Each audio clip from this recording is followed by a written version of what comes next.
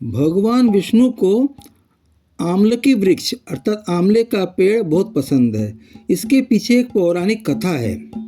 आदि महालक्ष्मी ने एक बार सोचा कि भगवान नारायण को पसंद है तुलसी और आदिदेव महादेव को पसंद है बिल्व फल, दोनों को मिलाकर एक नया बीज बनाया जाए, एक नया उत्पाद बनाया जाए तो कैसा रहेगा।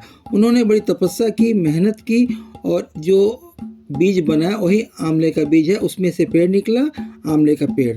स्वाभाविक है कि नारायण को आंवले का वृक्ष और शिव को भी आंवले का वृक्ष पसंद होगा।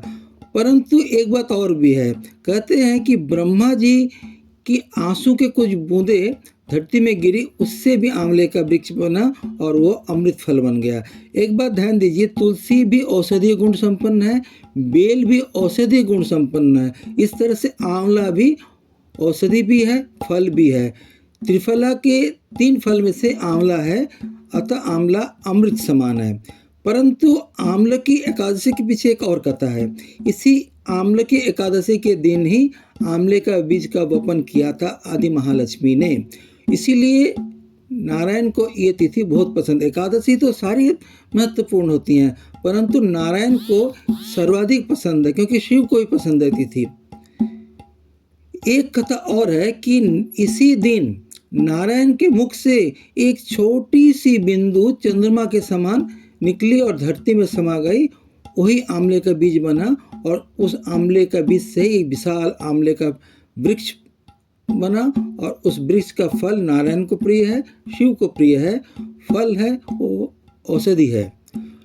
इस तिथि को जो व्रती व्रत रखते हैं, दान ध्यान जप तप करते हैं, उन्हें अमोघ फल की प्राप्ति होती है। लक्ष्मी नारायण, भगवान शिव, आदि महादुर्गा, राधा कृष्ण को ये व्रत बहुत प्रिय है। परंतु सबसे बड़ी बात है कि पितरों की आत्मा को भी शांति मिलती है। पितरों की आत्मा की संतुष्टि के लिए भी ये व्रत बहुत आवश्यक है, अत्यंत महत्वपूर्ण है। अब ये तो कथा है सत्य युग की। अब आगे आ जाइए द्वापर युग के थोड़ा लास्ट में, अर्थात कलियुग आरंभ नहीं हुआ और द्वापर समाप्त होने वाला है।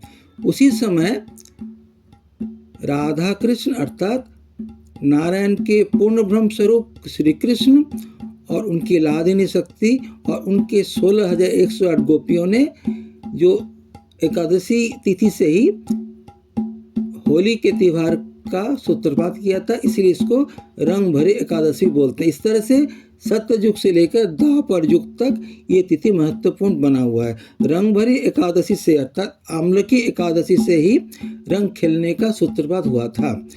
और ये दोबारा बोलना, ये केमिकल रंग नहीं था, रासायनिक रंग नहीं था जिसको लगाए और उसके बाद धोने में हालत ख़राब हो जाए, ऊपर से चर्म रोग हो जाए, शरीर में फफोले पड़ जाए, मन ही मन गाली देने का मन करे, किसने ये रंग लगा। नहीं, ये है प्रेम का रंग। ऐसा रंग जब वो आत्मा पे रंग चढ़ता है उतरता नहीं है।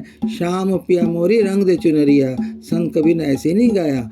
संत महात्मा ने बोला कि भगवान के नाम रस में भिंगवाया हुआ जो रंग है, नाम रस रंग, उसमें डूबना पड़ेगा और फिर उस रंग में जब भक्त डूब जाता है उस पर कोई रंग का प्रभाव नहीं होता है, वो श्याम रंग में रंग जाता है।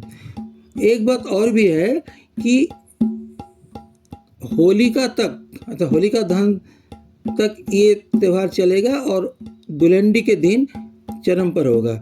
मगर मूलतः जो भगवान के भक्त हैं वो हुल्लड़ नहीं करते हैं, वो गाली गुत्ता नहीं करते हैं, वो बदतमीजी नहीं करते हैं, वो तो भगवान के नाम का कीर्तन करते हैं, संकीर्तन करते हैं। अभी भी पूरे भारत में, पूरी दुनिया में जहाँ जहाँ श्री कृष्ण के, राधा कृष्ण के भक्त हैं, होली के ये जो 5-6 दिन हैं वो केवल संकीर्तन करते हैं, हरि संकीर्तन करते हैं, श्रीमद् भागवत का पाठ करते हैं और दूसरे जो दिव्य ग्रंथ है रामायण महाभारत का ही पाठ करते हैं।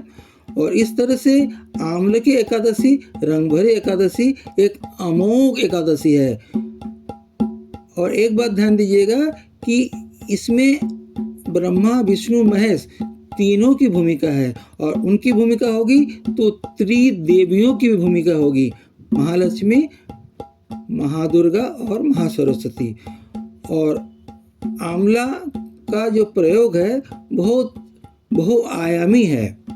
आंवले का मुरब्बा, आंवले का कैंडी, आंवले का सूप, आंवले का जूस, आंवले का सिरप, क्या क्या नहीं बना सकता। सबसे बड़ी बात है त्रिफला चूर्ण में आंवला एक मुख्य अवयव है।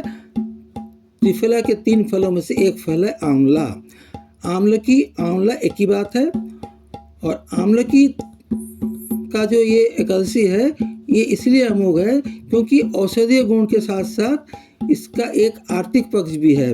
किसान जो आंवले की खेती करते हैं उनको इससे अच्छा लाभ मिलता है। इस तरह से आध्यात्मिक, सामाजिक और आर्थिक तीनों पक्ष को आंवले की एकादशी पूर्ण करती है। और जैसा मैं पहले ही बोलता हूँ कि एकादशी वास्तव में माता दुर्गा का ही एक रूप है, एक नाम है। तो इस तरह से आदि महादुर्गा को भी एकादशी तिथि पसंद है। और एकादशी तिथि अगर आंवले की एकादशी है, एकादशी तिथि अगर रंग भरे एकादशी है तो सोने में सुहागा है। जय श्री राधे, जय श्री कृष्ण। हरे कृष्ण कृष्ण कृष्ण हरे हरे, हरे राम राम राम हरे हरे, हरे कृष्ण कृष्ण कृष्ण हरे हरे, हरे राम राम हरे हरे, हरे कृष्ण कृष्ण कृष्ण हरे हरे, हरे कृष्ण